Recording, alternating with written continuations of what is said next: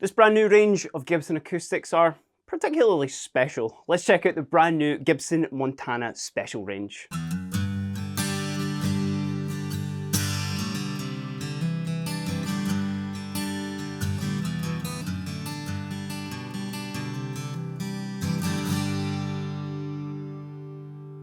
Gibson acoustics need absolutely no introduction. They are some of the most played dreadnoughts, jumbos, parlour size all across the world. I think they're in with the kind of two, massive names in acoustic guitars. Gibson are definitely in the conversation with those as well. Now, we've got a couple of guitars to go through today. So if you do just want to see a particular model, there will be chapters in the timeline of the video, but we're also going to have a couple of individual videos as well with just sounds of each of these guitars. So do check them out if you want to on our channel.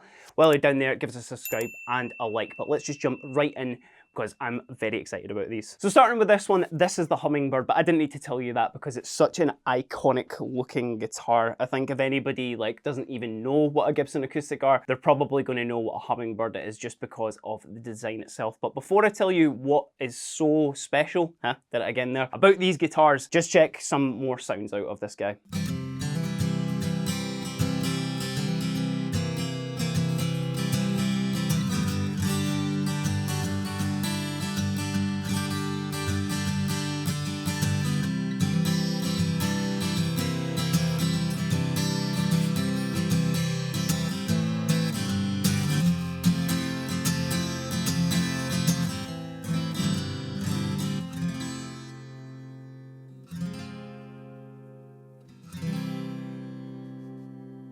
Full-bodied and full-frequenced, I think that's definitely what I'm getting from this guitar. It definitely feels exactly as I've experienced with other Hummingbirds and Gibson acoustics in the past. But I guess the kind of most present difference about these specials is that they are all a nitrocellulose satin feel to them as opposed to the glossy feel that you would expect on a Gibson acoustic. Now, for me, I personally like that just a little bit better. I love the feeling of a satin guitar, and certainly, you're not feeling any sort of rubbing on this or anything like that as you might expect with an unfinished model. Now, another quite big difference about these guitars is that they are actually a little bit thinner than their, I guess, Montana standard counterparts. Now, just looking at that, you wouldn't be able to tell the difference. And even from feeling it, I'm not feeling a huge difference with this. Other than maybe the fact that when I do usually get a dreadnought in my lap, it usually does feel quite big and quite cumbersome, whereas this is actually a really, really comfy size to it. And actually with the J45 as well that we are going to talk about, it's exactly the same. But yeah, the satin feel to this is absolutely incredible. The sounds you're hearing with it as well is they are actually still an all solid construction as well. Solid citrus spruce top, all solid mahogany back and sides on their rosewood boards, but they are actually using a slightly different wood for the neck, which is called Utile. That is actually, it's an African mahogany sort of counterpart as well. So again, very classic sort of Gibson construction to them.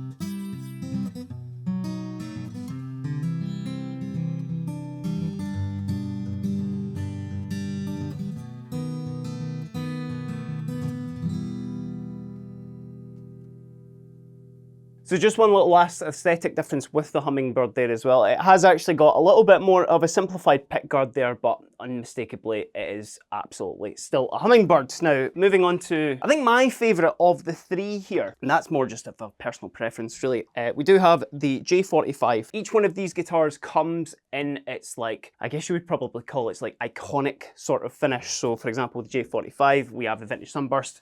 With the Hummingbird that I just had there as well, we had the Vintage Cherry. Each one of them, and I will get onto the L Double O as well, but I don't want to jump ahead of myself too much, but with each one of them as well, they do come with a satin red finish as well, which you will see with the L00. I'm giving away my own spoilers there. So with the J45, it is much more of a subtle sort of look to it, but again, that's one of those things that the J45 is known for, but there's certainly nothing subtle about its big iconic sound as well, and certainly you're still getting that kind of, you know, full breadth of frequency like we were getting with the Hummingbird. Just check a little bit of this out.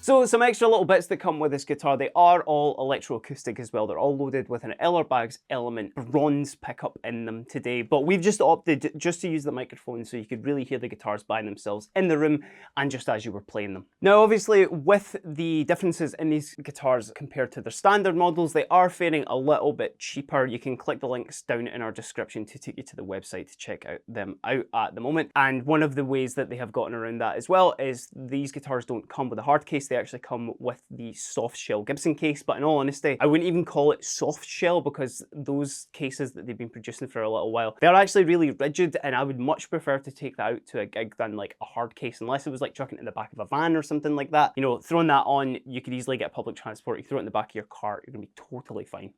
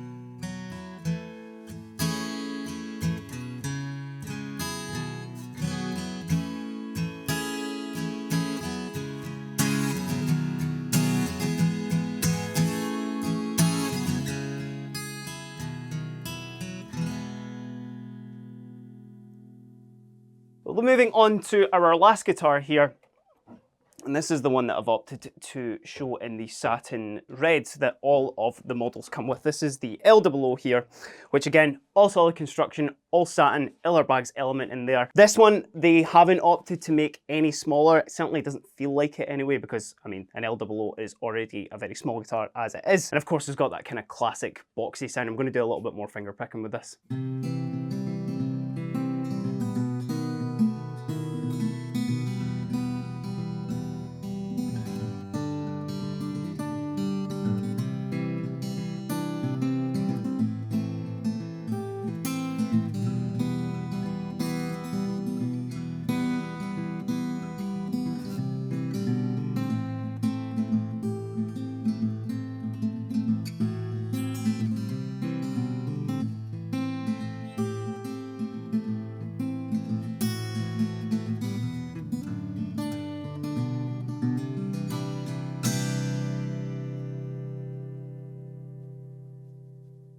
There's that kind of classic boxy sound you'd expect from an L00, but of course, you know, this is not to say that you can't do some strumming on this, because it is still like a really, really nice sound to it. Obviously, just a little bit different from its Dreadnought counterparts. I mean, if I was to, you know, kind of do a little bit more kind of hard picking on it.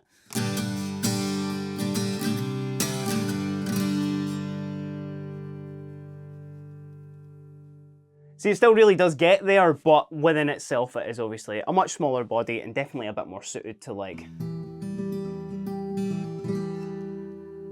that kind of nice, obviously delicate finger picky stuff. So that about covers it when it comes to the brand new special range from Gibson Montana. I think this is an absolutely amazing addition to the lineup. Not only because of the price of them coming in obviously a lot cheaper than their standard counterparts as well. It's just that really good kind of like first step into Gibson for anybody. Or, you know, if you don't need all the bells and whistles of the other ones as well, I think you'll agree with me that they sound great, and you can let me know down in the comments about that. And also, if you're going to be checking one of these out, let me know about that too. But until next time, I've been Kieran, and this has just been a very quick look at the brand new Gibson Montana special range.